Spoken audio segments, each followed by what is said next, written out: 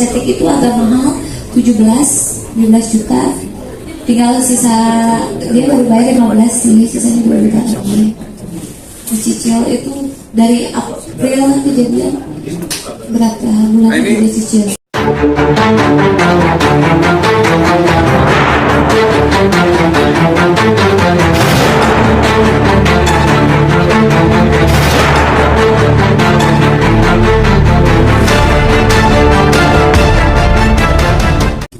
Karena keterangan terdakwa itu adanya nanti di persidangan sebagai alat bukti. Jadi keterangan terlapor dan keterangan tersangka ada atau tidak ada tidak bisa menunda proses penegakan hukum. Itu harus dicatat baik-baik.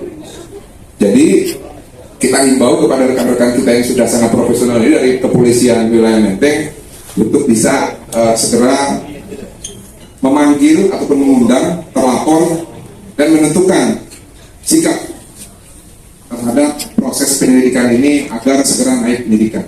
Nah, ini ada satu tambahan teman-teman. Ini karena ada hubungan juga dengan hukum acara ya, terkait alasan penahanan. Nah,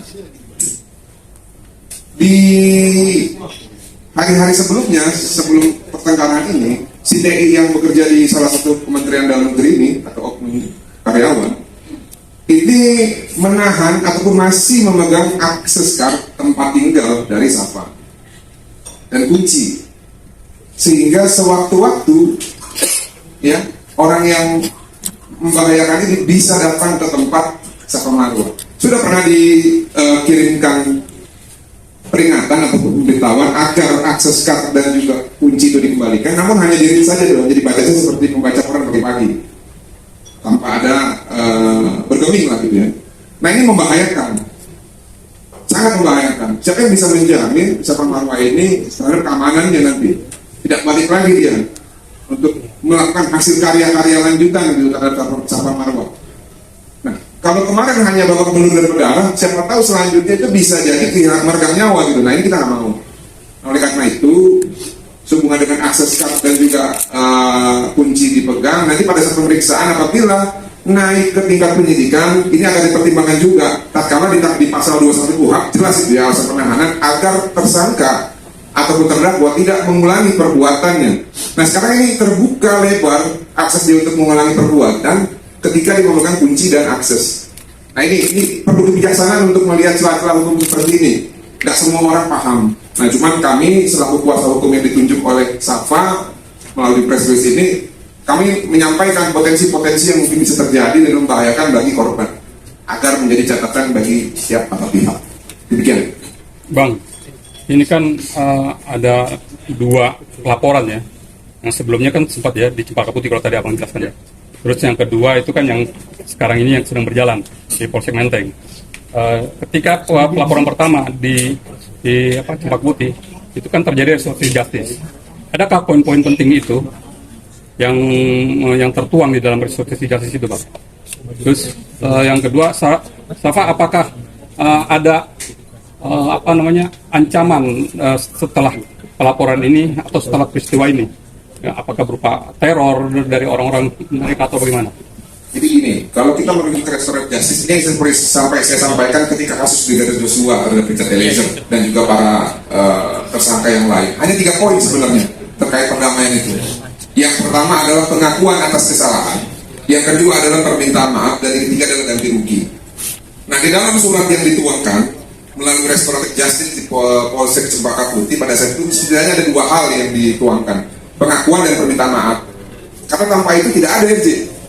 Nah, kalau ganti rugi nanti saya perlu lihat dulu suratnya, karena surat itu juga tidak diberikan, tapi dokumentasi si TI ini memegang suratnya di Polsek itu ada. Nah, makanya ini sebagai bukti petunjuk juga kepada Polsek Menteng kemarin sampaikan akan coba ditanyakan antar instansi gitu ya, apakah masih ada dokumen fisik terkait surat pernyataan untuk tidak mengulangi dan meminta maaf itu, sehingga itu bisa menjadi salah satu alasan juga nanti ataupun bukti yang menandakan sudah pernah terjadi penganiayaan.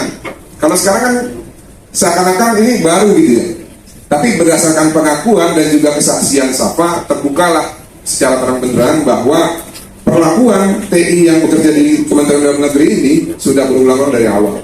Nah, Mengenai ganti rugi, saya pikir ya kita tadi semua sudah dengar ya disampaikan siapa ya.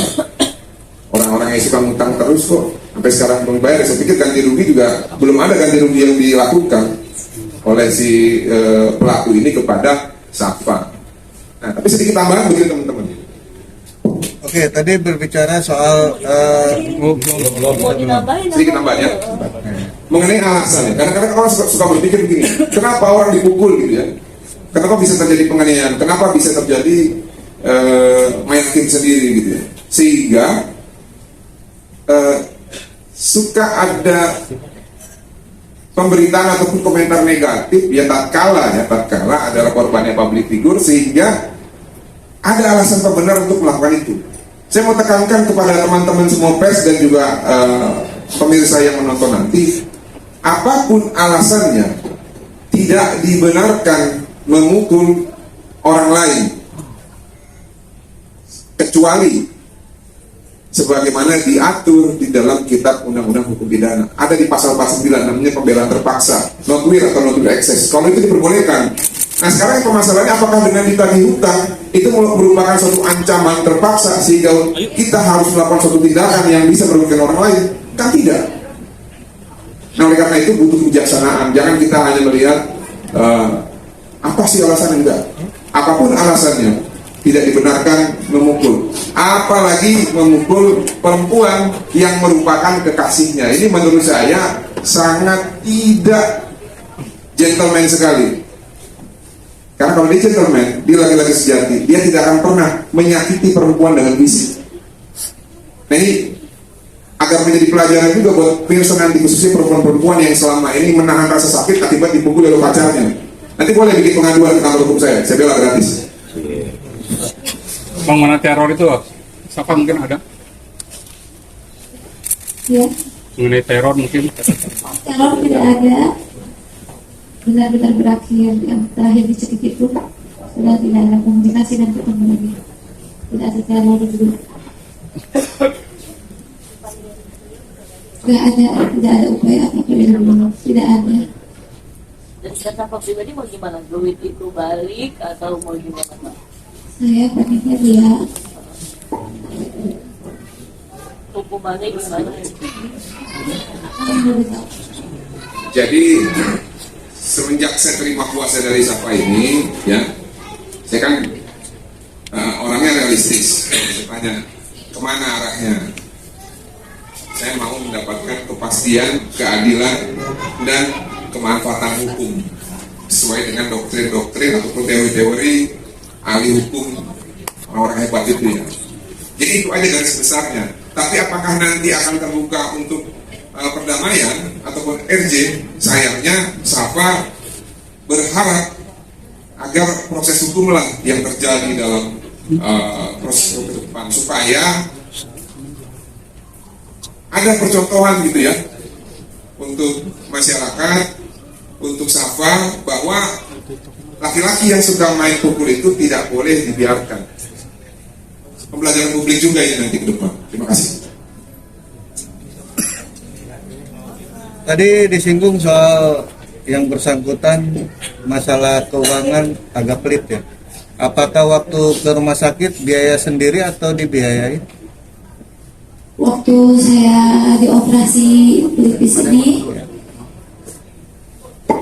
saya bayar operasi sendiri. Dia bilang nanti diganti.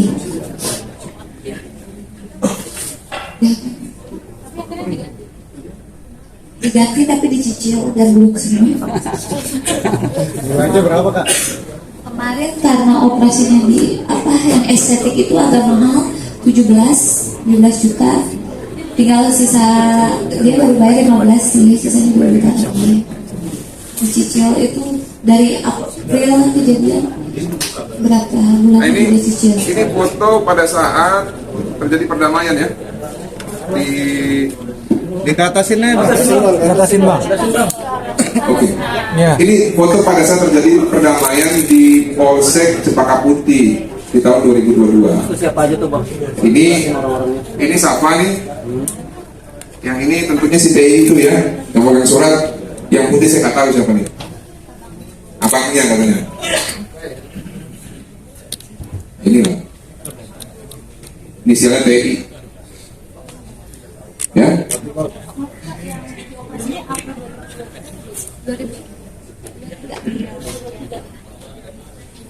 Tapi ada rasa trauma berarti kan buat jalan hubungan. Ya, takut banget ketemu orang itu, sebenarnya masih takut, tapi saya coba terus terang coba tidak ada gunanya. Saya berani speak up di media biar ada keadilan aja, karena sampai sekarang kan belum dipanggil, nggak ada itikat baik untuk minta maaf dari keluarganya ataupun siapapun.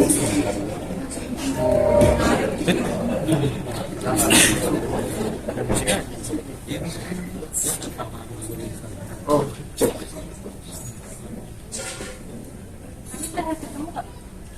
Pas dicekik itu 12 ya. Ya. Tapi berarti dia nggak ada datang ke tempat tinggal.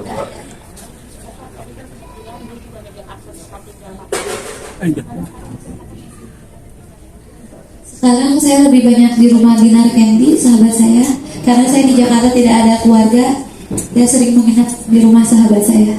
Apa nggak ada rencana buat pindah tempat tinggal? Ada rencana buat masih cari-cari.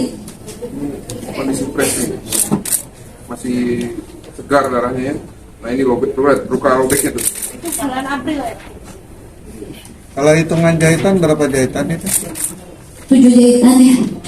Yang lebih jelas ya mungkin usang benar-benar kelihatan.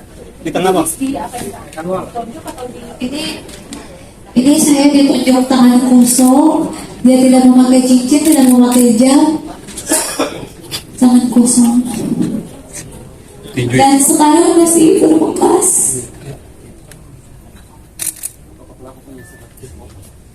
Saya udah tahu. Itu ahli psikolog forensik itu yang bisa jawab. Tapi nanti mungkin bisa juga gitu ya diuji ketika proses ini berlanjut gitu ya ke persidangan. Karena kan kalau pasal 44 KUHP ya, seseorang yang ada gangguan mental itu tidak bisa mempertanggungjawabkan tindakannya. Tapi bukan berarti dia harus bebas, tapi dikirim ke rumah sakit jiwa. Kalau itu memang terbaik ya kirimkan ke rumah sakit jiwa, tapi jangan akal-akalan gitu ya.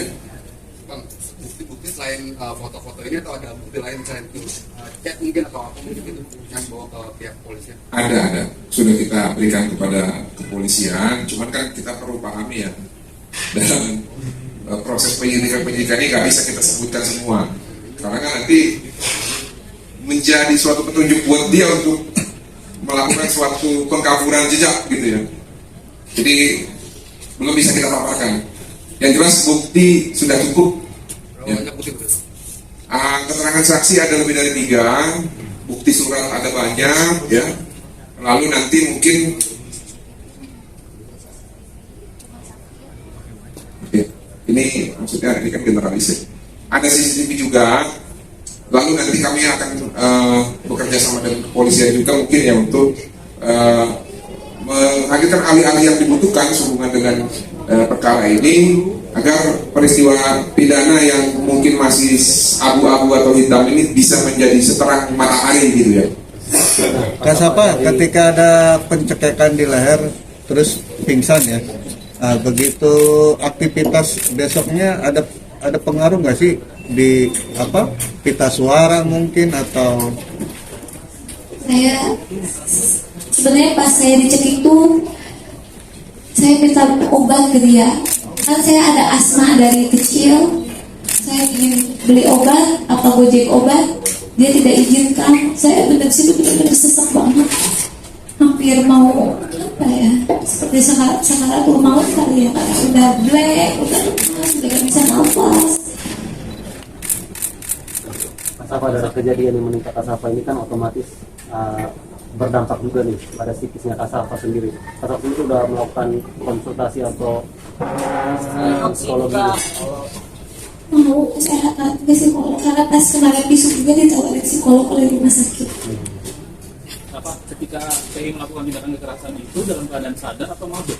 Dia sadar. Kita tidak pernah mabuk-mabuk, kita selalu sadar. Dan hal itu yang paling parah yang dilakukan. Iya. Iya. berarti setiap berantem karena hal sepele selalu kayak gitu Kak? Iya. Udah punya kayak permasalahan yang berat-berat semua sepele. Sepele semua. Contohnya gimana Kak sepele? sepelenya misalkan ya soal pergi gitu, yang tadi saya bilang baru pergi kemana, biasanya kan saya boleh ikut, ini tidak, terus saya cuma tagih hutang saya, utangnya dia ke saya maksudnya, dan dia tidak mau, terus dia pukul gitu. Tapi sepele yang lain mungkin saya yang paling sepele menurut Bapak. Tidak ada sih paling soal tidak ada lagi. Apa ketika yang hubungan dengan PI, ketika itu masih statusnya PI masih single atau sudah beristri? Ya single. Tapi kok single bisa berinya sebegitu ya? Nanti mungkin bisa ditanya ke yang bersangkutan kenapa dia beringat. Kasapa, dengan berita kemarin muncul di media, pihak orang tua gimana nih menanggapinya? Pasti udah tahu dong. Orang tua saya nangis dan datang ke Jakarta, ya memberi doa support seperti itu. Tapi kenapa kakak nggak pulang ke Bandung ke malah memilih tinggal di pengadilan? Karena saya masih menyerahkan bukti-bukti ke polisian dan masih banyak BAP atau segala macam yang saya perlu bolak-balik ke Kapolsek. Untuk pekerjaan sendiri gimana? Terganggu? Atau ada kontrak tiba-tiba dengan kejadian ini harus batal ditunda dulu gitu? Ya sangat terganggu kerjaan. Nah, pernah saya mau syuting dengan Kang Sule, dia pukulin saya lebih di syuting. Alasan mukulinya apa? Ya dia mau kemana, saya mau kemana. Harusnya saya nurut sama dia. Dia pengennya saya nurutin sama dia, bukan dia yang nurut sama saya. Tuh. Jadi karena nggak nurut kakak disiksa gitu. Ya, Dari pihak keluarga sendiri kan nggak ada yang datang ke Jakarta untuk sekarang. oh kemarin sempat ditemani keluarga saya dan sudah pulang, jadi saya menetap di rumahnya di Naras. Oh, berarti ada terdekat dari itu, tapi yang polisi mungkin ada waktu panggilan. Ya kalau merujuk ke PUHAP ya, ketika bukti sudah lengkap dari pelapor, ya what next ya panggil si terlapor. Nah, kalau panggil terlapor kan itu kan sudah ada mekanismenya, paling cepat itu 3 hari. Nah saya tidak tahu apakah sudah dipanggil atau sudah diundang ya, belum tahu kita. Nanti mungkin kita akan koordinasi kepada penyidik. Belum karena BAP terakhir kan hari Senin, lalu hari Selasanya BAP saksi yang lain. Mungkin kami masa administrasi mungkin di minggu ini diundang atau mungkin di minggu depan ya, nanti yang tahu ya kepolisian ataupun penyidik dari Polsek Menteng. Bang, terakhir dari saya Bang. Boleh. Ini menyangkut utang piutangnya, apakah nanti merujuk pasal yang berbeda atau gimana? Karena kan pelaporannya terkait kekerasan ya. Jadi utang piutang dengan tindak pidana kekerasan ataupun penganiayaan itu konteks yang berbeda. Tapi memang ini masih dalam satu rangkaian urusan gitu ya. Yang kami prioritaskan saat ini adalah tindakan penganiayaan yang sadis terhadap Safa. Jadi proses ke depan tujuan kita agar terlapor dapat dikenakan sesuai dengan ketentuan undang-undang yang berlaku di negara Kesatuan Republik Indonesia. Kebetulan dalam tindak pidana penganiayaan itu kan ada diatur di pasal 351, dihukum dengan ancaman pidana 2 tahun 6 bulan ya kalau nggak salah itu ya. Nah ini sudah, tinggal itu saja yang diproses sehingga nanti apabila ini nanti segera masuk persidangan, kan sekarang udah ada mekanisme baru nih melalui lembaga perlindungan saksi dan korban. Itu bisa digabung nanti untuk ganti rugi. Tapi nanti tetap harus kita ajukan dulu kepada komisioner LPSK apakah bisa atau tidak. Kalau nanti kalau memang butuh gugatan perdata ya kita bisa gugat. Tapi bukan itu esensinya adalah tindakan kekerasan terhadap Safa yang nggak bisa dibiarkan gitu ya. Dan ini tidak boleh berulang lagi di lain waktu oleh orang yang sama ataupun orang lain. Mungkin. Saya ingin menambahkan sedikit. Saya di sini tidak pikir kerugiannya saya seperti uang atau apa sih, tidak peduli lagi. Saya hanya ingin keadilan dia soal kekerasan yang dia buat kepada saya. Saya tidak